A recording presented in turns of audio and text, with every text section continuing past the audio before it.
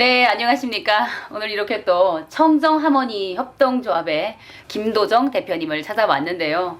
대표님, 제가 정말 인생의 대선배로서 또 우리 탈북민 사회에서 그래도 가장 그 정착에서 성공한 사례라고 저는 보고 있거든요. 그런데 이제 아기를 키우면서 가장 힘들었던 부분이 어떤 부분인지 한번 여쭙고 싶습니다. 감사합니다. 일단 대선배로 모셔줘 감사하고 또 그리고 이렇게 나한테 이런 조언을 준다는 거에 너무 진짜 영광입니다. 별 말씀이요. 뭐 우리가 한국에 와가지고 사업을 한다는 게 쉽지는 않아요. 뭐 앞으로도 가야 할 길도 많긴 하지만 저는 그냥 욕심을 버려서 지금 꿋꿋이 가고 있는 것 같아요. 네. 그 아기들을 키우면서 아기가 셋이라고 들었는데 그 셋을 키우면서 이제 사업도 하셨는데 그 애를 키우면서 힘드셨던 점이 있나요? 많죠. 애들 이제처럼 금방 나서 한 명도 아니고 세 명이다 보니까 근데 애들 키우는 것도 문제인데 우리는 내가 또 이 사회를 모른다는 것도 또 문제예요.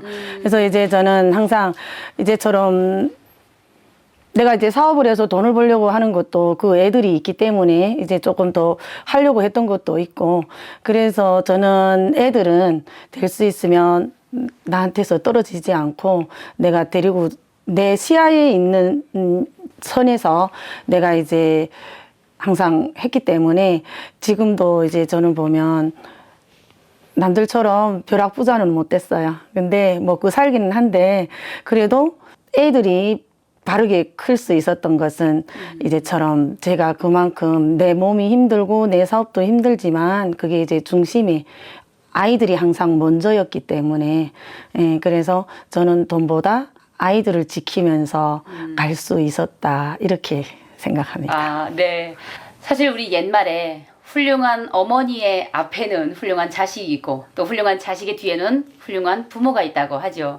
근데 제가 대표님을 보면서 또 이제 대표님의 자녀들을 보았고 또 그 자녀들 중에 그 하연이라는 친구하고 가장 많이 소통을 했던 것 같은데 굉장히 놀랐습니다. 똑부러진 그 성격과 정말 바른 인성을 보면서 그 인성의 발음은 우리가 한두 번을 지내면서 이제 아는 그런 것이 아니잖아요. 정말 굉장히 놀랐습니다. 그래서 이게 어찌 보게 되면 자식으로서 나를 이제 낳아서 키우시는 부모님이 열심히 일하는 그 모습 속에서 성장해 나가는 그 아이들이기 때문에 이것이 좀 가능하지 않았는지 이런 생각을 해보게 됐고요.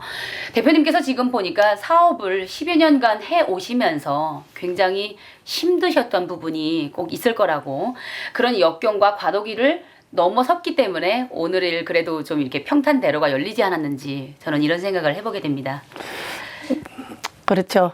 제가 이제 10년 이상이 이젠 거의 되오는데 이 일을 하게 된 것도. 근데 이제 저는 고비고비 이제 어려움이 참 많았어요. 우리가 여기에 진짜 두 주먹 가지고 와서 제가 이제 새로운 가정이라는 거를 꾸리면서 아이 3명을 낳고 또 그 아이들을 키우면서 돈도 벌어야 하고 또 시작한 사업을 말아먹지 말고 성공을 시켜야 한다는 이런 책임감도 있고, 또 이제는 좀 더 나가서 내 이제 회사의 직원들을 이제 또 챙겨야 되는 이런 책임감도 생겼고.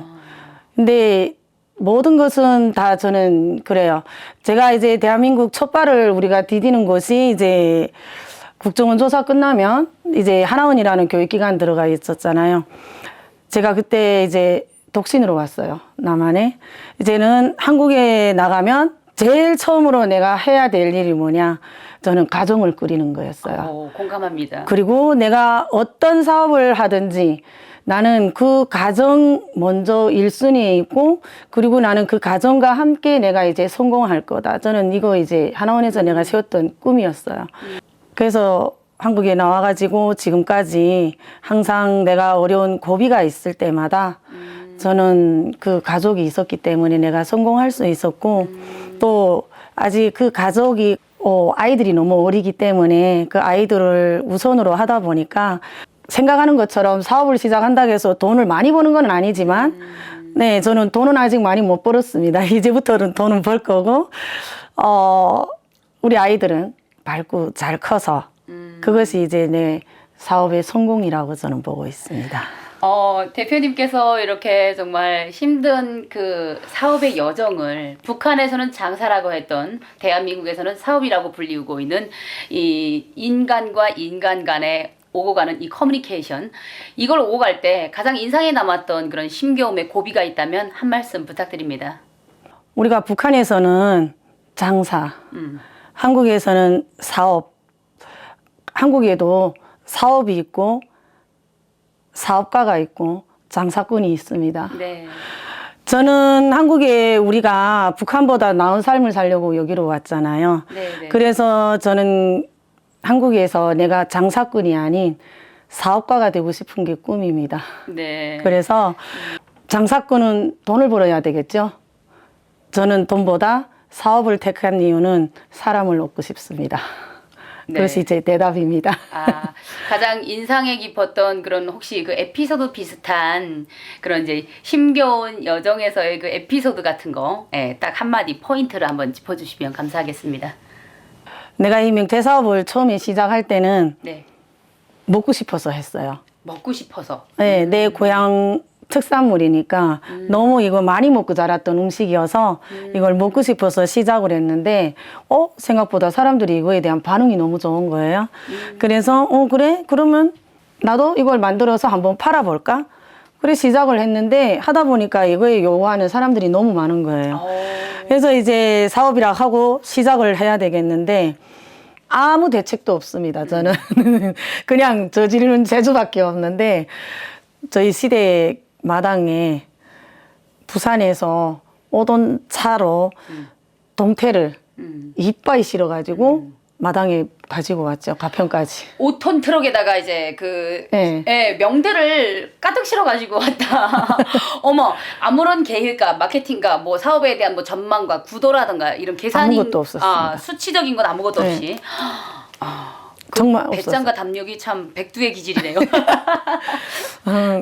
그리고 이제 오던 차가 이제 우리가 여기 시댁을 들어오는 골목에 차가 들어오기도 힘들고 네. 기사님 막 칼을 내면서 이제 여기까지 마당까지 들어왔는데 차 문을 탁 열었는데 안에 그냥 꽉 차 있는 거예요. 동태가. 차 꽉 차 있는데 이제 이 동태를 보고 이제 우리 시댁 식구들이 다 뒤로 넘어가는 거죠. 저걸 어떻게 하려고 가져왔냐. 5톤 상상이 된다. 네. 네. 엄청난 거죠.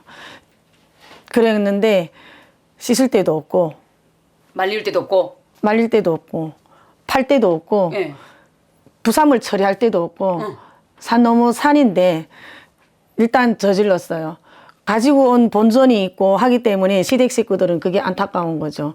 그러다 보니까 야 저걸 어떻게 처리해야 되지 않겠냐 이래 하다 보니까 마당에다 아주 그냥 쫙 널어놓고서 이거를 이제 작업을 시작을 했는데 명란 고운이가 그냥 아주 산더미처럼 나오지.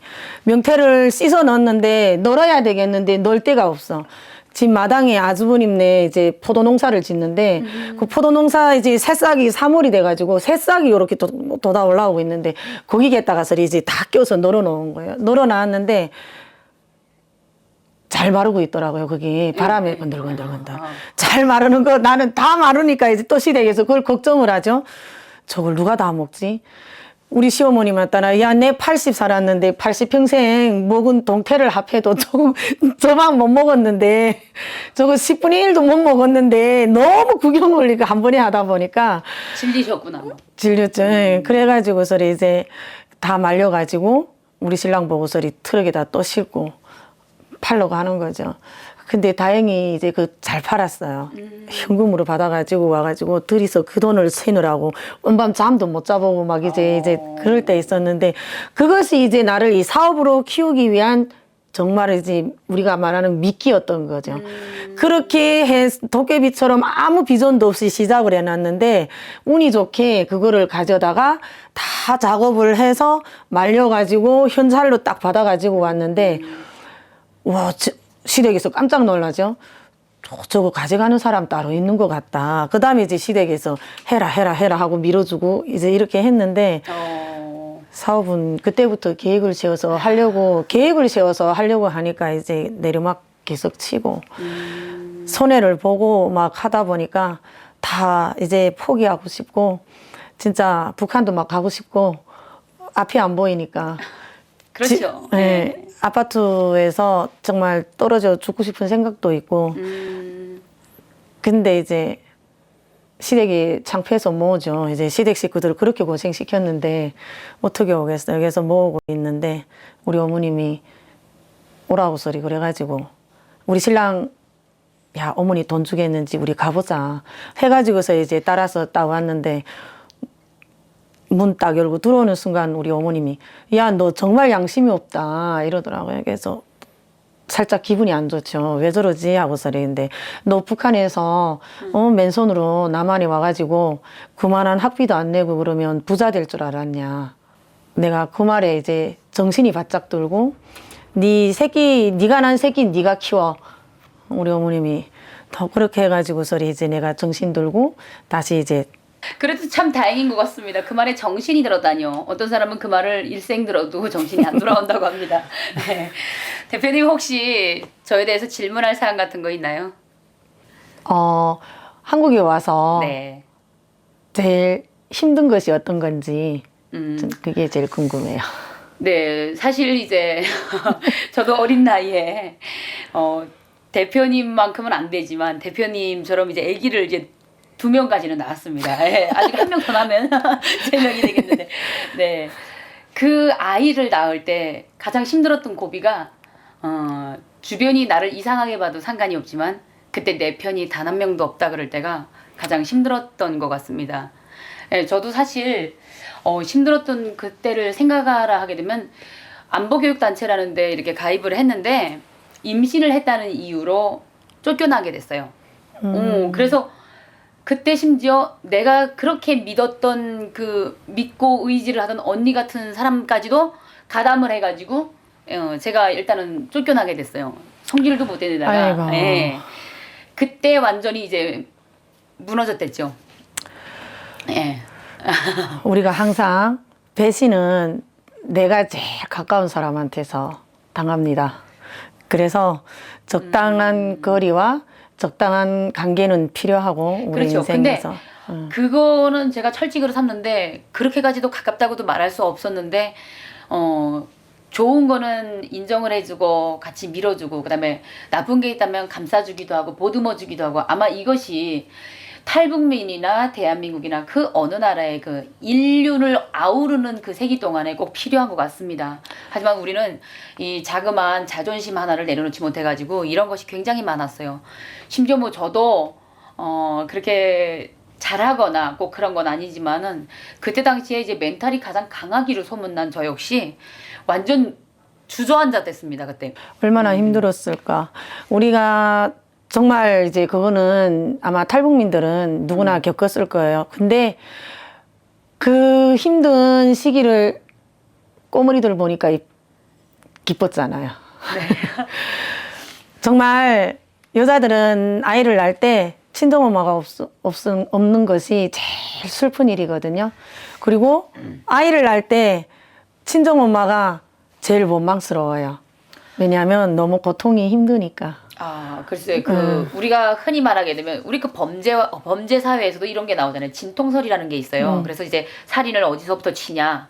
아기가 나오기 10시간 전부터 그 열흘인가 그때부터 본다고 하더라고요. 그 전에 태아일 때 그 죽는다는 그 스트레스로 인한 죽음 이런 거는 살인에 들어가지 않는다고 하더라고요. 예, 그런 게 있어요. 그것처럼 진통설이라는 것은 여성들만 느낄 수 있는 또 이제 여성이라고 다 느끼는 것이 아니고 엄마가 되는 그 순간에 그렇지. 느낀다고 하더라고요. 근데 저는 그건 또 못 느꼈어요. 왜냐면 저는 항상 빨리빨리 해요. 못 참거든요. 아프면은 진통제를 맞으면 되는 거고 그냥 눈 감았다 뜨게 되면 이제 푹 나왔던 애가 없어지는 거예요. 그냥 애도 나와 있고 앙 하고 울고 있어요. 애가. 예. 그렇게 완전 건강한 아기들과 건강한 가정이 저에게 기적처럼 찾아왔고요. 진짜. 잘 버틸 거예요. 이게 저도 애기 3명 키우면서 제일 많이 들었던 이야기가 너 바보 아니니?